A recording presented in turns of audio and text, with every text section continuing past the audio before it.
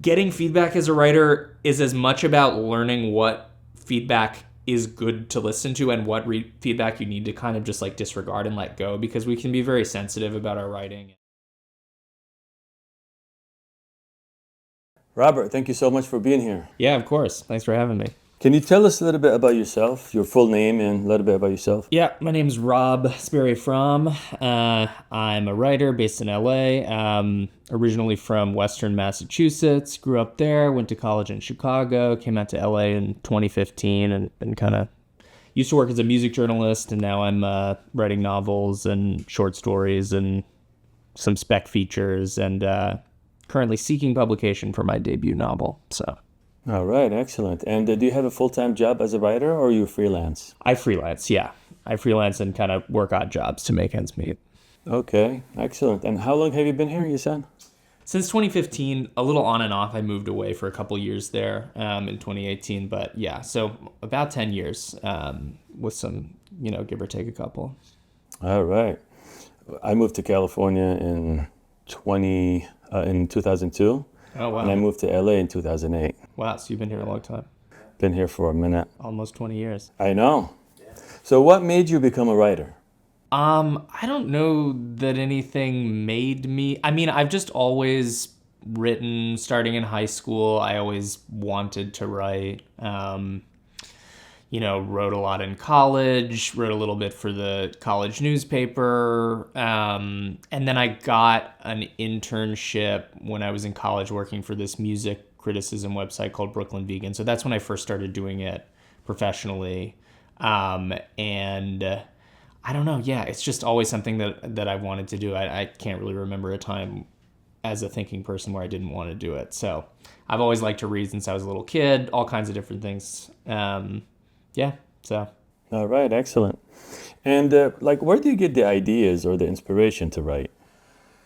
Yeah, I don't know. That's a complicated question. I mean, I think most of the larger scale projects I've been working on lately, like the novels, the inspiration, it's sort of ideas that have been kicking around in my head for a long time. So I think my ideas need a while to gestate. Like my first novel, I probably had the idea for it 5 years before I actually started working on it. It's about reality TV, and I'd always kind of just wanted to make something funny and smart and interesting about reality TV. So yeah, I don't know. It's I think a lot of writers will tell you it's just like this like soup of stuff from your own life, from stuff you consume, whatever. Yeah, it's not the sort of thing where like inspiration comes to me directly very often. I mean, sometimes you'll have an idea that comes out of the blue and you'll futz around with it. But for me, like things take a while to gestate. Those kind of initial like flashes of inspiration never really turn into the thing that you think they're going to in the first place. So that's the benefit of writing, is that you can take your time if possible. So yeah. And do you work on one thing at a time, or you work on more than one thing? It depends. I think by necessity, I work on multiple things at once. Sometimes I think like it depends on what the thing is too. Like, again, when I was working on the novel, it was just that. You needed to kind of, or I needed to kind of like be living in it and not be distracted by other things. Lately, it's been more, again, by necessity, working on multiple things at once. Sometimes that can be nice. It can be like kind of refreshing to bounce around. If one thing starts to feel stale, you can bounce over to something else. But that can also slow you down pretty significantly, and you can end up not finishing anything. So I think like in an ideal world, I would be able to just like work on one thing, see it through, finish it, and then move on to the next thing. But it just doesn't always work that way. So yeah, to answer your question, right now I'm doing a few different things. I'm like revising the first novel. I've started work on a second novel. Again, like I said, I have a couple features, short stories that I'm monkeying around with. So yeah. Yeah, that's a good thing. And the good thing about that is that when you are working on multiple things, if you get stuck on one thing, you have another thing to fall on. Totally. Yeah, that's until right. you get That back can to be the good. first one. Yeah.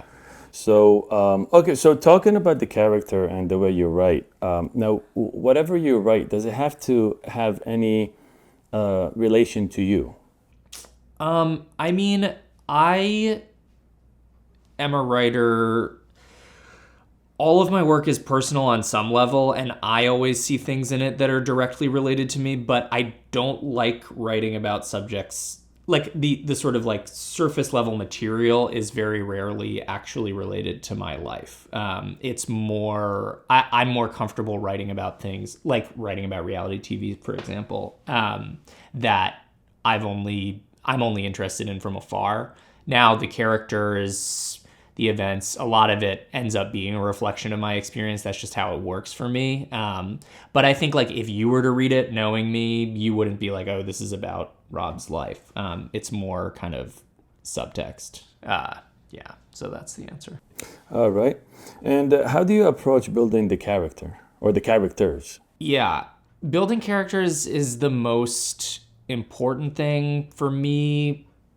I find that I've only really found a piece once I've found the characters, and I can have ideas for story or plot, but they ultimately have to be secondary to the characters. The characters have to feel real for me to be invested. They don't necessarily have to be likable or anything like that, but they have to feel believable.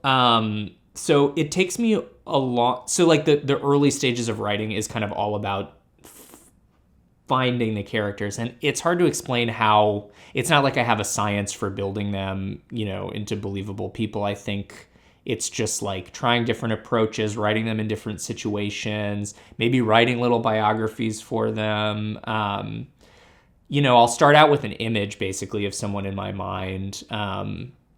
That's how it usually starts, and then it's a matter of like filling that in. And it's so it's not a science basically, but it's, for me, the most important part of writing is getting the characters right. So Okay. And now, when you start writing, do you start with the plot, the theme, or do you have a specific image when developing a new piece, or does it vary? it varies. I mean, it's mostly, I don't know. I mean, it depends. It's mostly like an idea. It's not necessarily an image or a theme. I guess it's like almost a plot, but not quite. It's like, it's more like a situation. I tend to start from something like that, like a scenario, like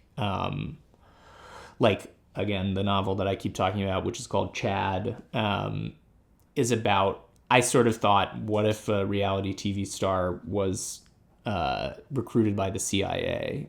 So that's how it started, right? It'll be like a character dynamic, a situation between people. And usually I'll start to build from there. But that's not always true. I mean, I just wrote a short story about like a men's vulnerability, like a masculinity retreat, which I think is really funny. And that story came from me kind of just researching this like little weird online world of these things, and thinking that would be interesting. So, it varies. All right. And do you have a writing routine? Like, are you structured or spontaneous? I try to be structured. I mean, again, it's, no one's making me do this. I'm doing it for myself. So it involves imposing structure on yourself. When I'm working on a novel, it's a word count related structure. I've tried time structures, but those don't work as well for me. So it's like I have to write 1,000 words a day. It doesn't matter if it's good. It just has to be on the page by the end of the day. And if I do that, if I wake up and write for 2 hours and I have 1,000 words, I'm done. And if it takes me until midnight, to crank it out, that's what I do. So that's my version of structure when I'm working on something like that. When you're bouncing around between things or working on things that aren't a novel, where it's not kind of like you need to kind of hit a certain volume, it's a little trickier for me to impose structure.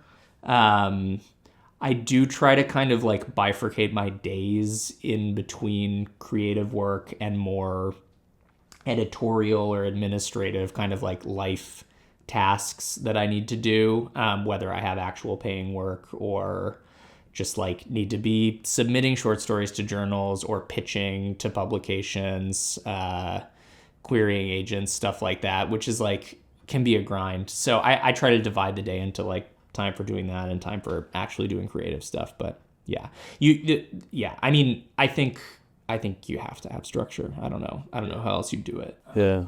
And on an average, how long does it take you to finish a story? Like a short story? Yeah. Um, Short stories I can write pretty quick. I mean, I would say it depends. Somewhere around a week, Okay. like 4 or 5 days of solid writing and editing to get to like a workable draft.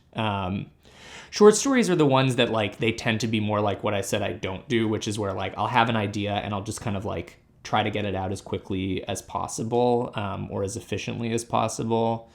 So yeah, that's about how long it takes. But then like the novel took me about 6 months to write a rough draft, another 6 months to revise. So, and then more revision, there's always more revision to do. So, yeah. So the revision, do you use anybody to help you with that, or you do it yourself? Yeah, I have readers. It's hard to find good readers sometimes. My girlfriend is like usually my first reader, and she's really great. I appreciate her for that. I really like trust her taste and opinion. I think she's not too like nice to me, which is important. Yeah, it's frankly like people like at the short story level, it's easier, although I find sometimes less useful. With the novel, it's frankly just hard to find people who have the patience to sit down and read a whole novel, let alone one that is, in rough shape, maybe. It's kind of a big ask. So I try to send it to as many people as want to read it, like as many people as possible, and tell them like, if you finish this, great. If you don't, fine. Just tell me what you think, So the ones who finish it and have ideas, that's who I try to listen to. And I think a writing teacher told me one time, like, it's getting feedback as a writer is as much about learning what feedback is good to listen to and what feedback you need to kind of just like disregard and let go, because we can be very sensitive about our writing and sometimes people just don't. Some people are going to have different opinions and perspectives that they bring to something, and you need to be able to kind of sift through what's going to be useful for you, and some of it's just not going to be, and that's cool, and you have to be able to kind of brush that stuff off. But yeah, the revision process is like, I mean, for this novel, frankly, it's my first time doing it, so I'm actually doing a revision now, which I hadn't done in about a year. I hadn't really like done anything to the book in about a year. I'd kind of been treating it as done, and not because I thought it was perfect or anything, but just because I felt like I didn't have any more to give to it at the time, and I felt like it was in good enough shape. But doing this revision now, really with an eye on making it shorter and cutting it down, has been really, really great. It's made me feel kind of like there's a lot of work I can do to improve things. So I don't know, these things just take time, and you have to be able to like trust yourself a little bit. But yeah.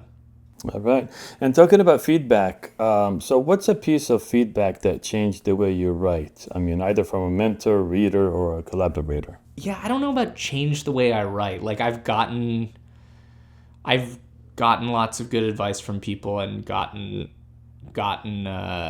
I read a lot of writers writing about writing, most of the stuff that I've taken away from teachers and like people that I admire has more to do with kind of process stuff. Like it's not, I guess that has changed the way I write. Like just kind of the stuff that I've been talking about like making sure that you're putting out a certain amount of effort every day, staying consistent, not getting too up and too down about where things are going. Because writing's, it's kind of lonely at times.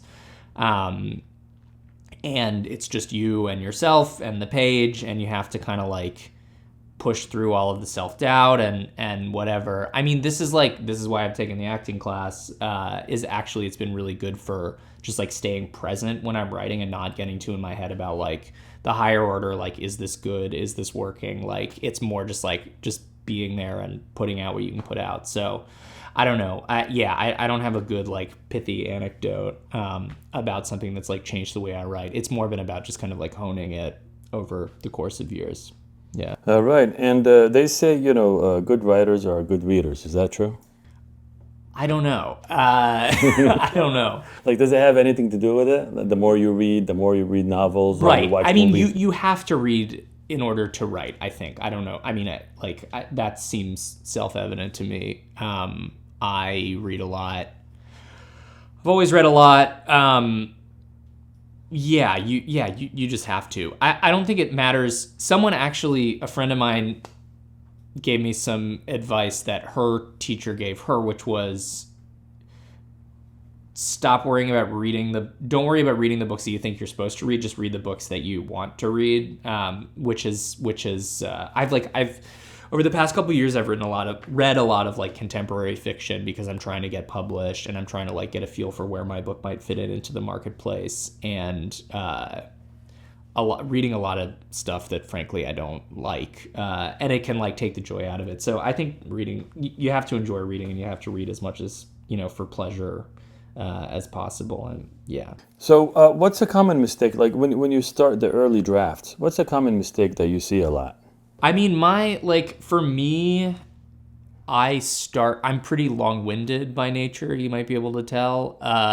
And so, like, my first drafts tend to be a lot. Like, they tend to be run-on sentences and, like, kind of almost over-explaining, what the characters are feeling or stuff like that. Kind of over-articulating almost. So, for me, yeah, I'm a sort of like vomit draft person, as the saying goes. So, I'm editing as I go, but editing for me becomes a matter of paring down, making things more concise, making things more direct. So that's and I think that's probably pretty common. I mean, I do think there's a lot of writers who they maybe write less, but what they write is more polished to start out, like they're thinking out every sentence a little more carefully. For me, it's more about like getting into a flow state and getting out what I need to get out and then refining it later. So yeah, the rough drafts tend to be just sort of long-winded and busy and overwrought. Yeah. And now, if you can adapt one of your stories into a short film or a stage piece, I mean, which would it be and why? Yeah, the story that I just mentioned, I just wrote a story called Vulnerability, that I've actually thought about turning into a stage piece. I think I actually thought it might be a good play before I wrote it as a story. And I do think it would be, I mean, not the story as it exists now, because there's not quite enough in it to fill out a play, but I do think it's a good setting for a play, one of these sort of like difficult to explain, like men's vulnerability retreats that seem to be mostly located in Arizona and are this weird like crossover between like new age spiritualism and like prosperity gospel and like bro-y workout stuff. And I don't know, I just find them really funny and kind of insane. And yeah, it's the last thing I like finished writing, is this short story. And I do think it would be fun to set something in that space on stage specifically. I think it's very play like. It's a group of guys like sitting in a circle talking basically. I'm not sure how dynamic it would be as a filmed piece, but I think it could be a fun stage piece for sure. Yeah, no, absolutely. I mean, there's a movie like that, 12 Angry Men. 12 Angry Men, right. Yeah. The jury movie. Yeah, the jury great movie. Yeah, And, that was a play originally. Exactly, Yeah, and it did very well. Yeah, Yeah. there you go. So what makes a script appealing, or what makes it a good script? A script. I mean, I don't know. Like, I have my taste. For me, it's mostly character stuff. Like when I really feel like, I don't know. Yeah, when I see characters on screen or on the page before it's adapted on the screen, like when I see characters that I really relate to or just seem really real or vivid or funny in a way that appeals to me, that's the thing that I tend to latch on to in writing, and that kind of keeps me reading. I know there's a lot of people who would say with screenwriting it's all about structure and or it's all about setting or something like that. I don't know. I mean, I'm not an expert. I just kind of have what I like. My favorite screenwriters,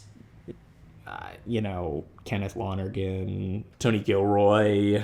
There's lots of other ones, but yeah, it's it's character for me that really makes a script. But that's just my opinion. Okay. The main character or all the. I mean, like there multiple characters, at least 2 or 3 characters, central characters who I really like, who I really am compelled by, am interested by, who feel real to me. That's for me. That's the most important thing. But yeah. And so, is there a story that you really want to tell but haven't tackled yet?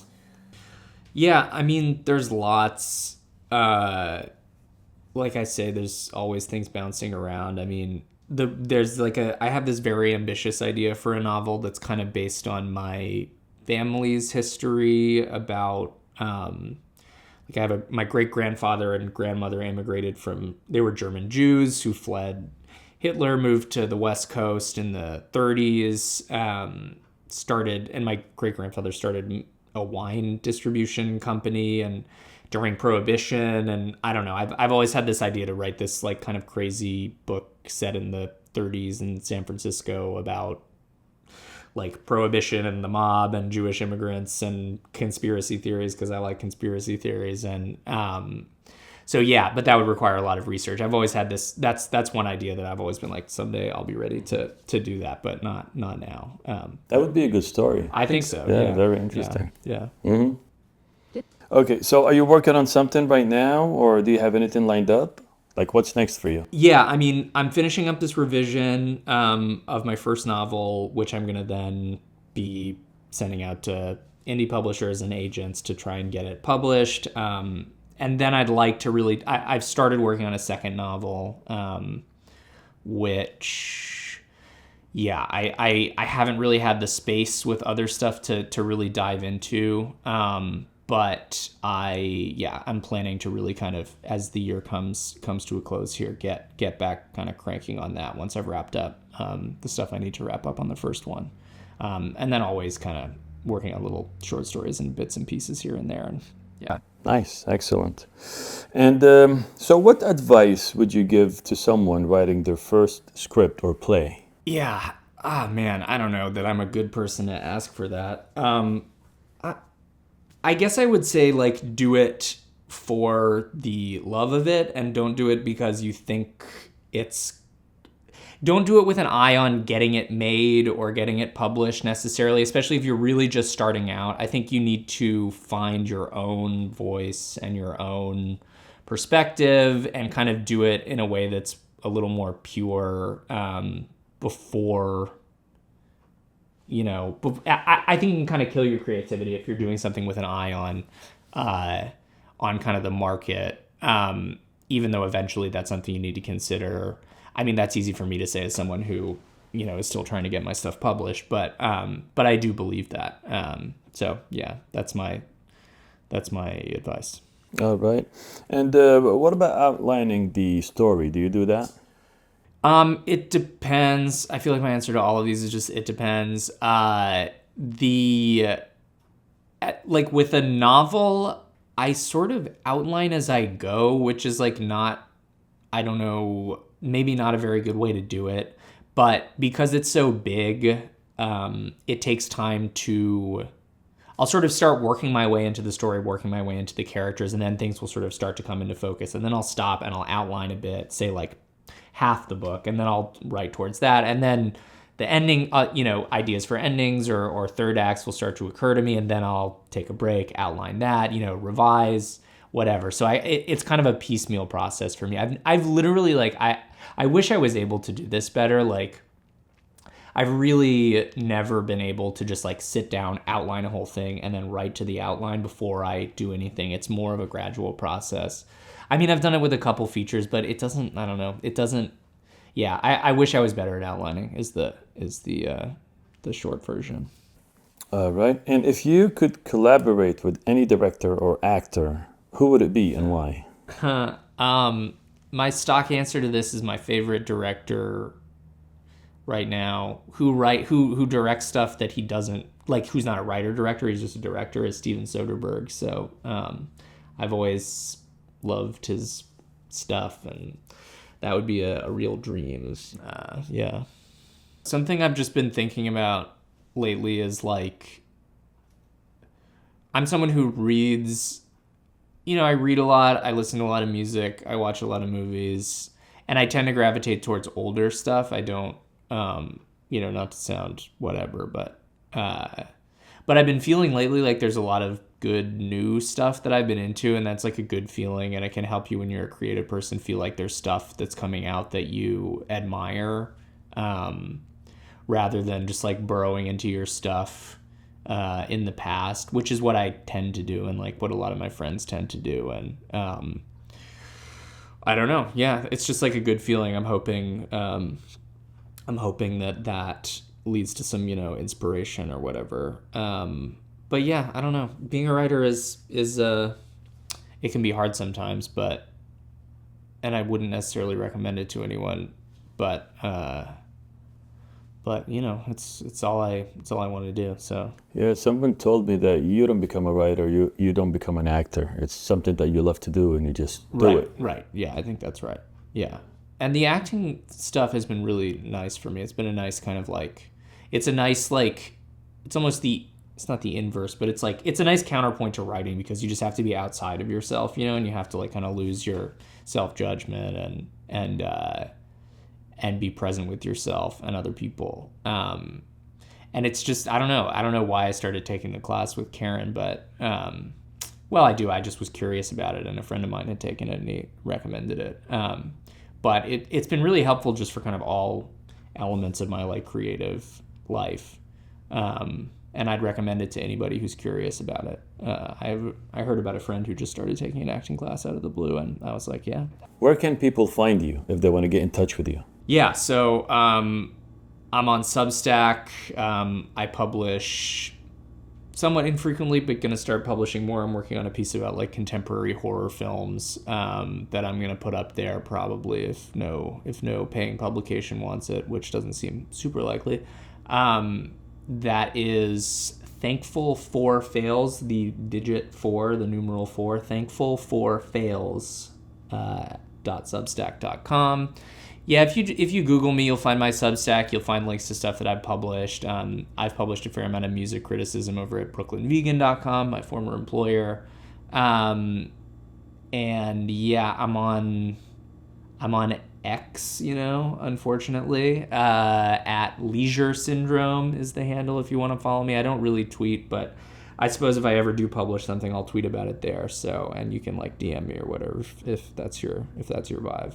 Well, Robert, thank you so much for being here. Yeah, thanks for having me, Mike. It's been fun. I appreciate it. Take it easy.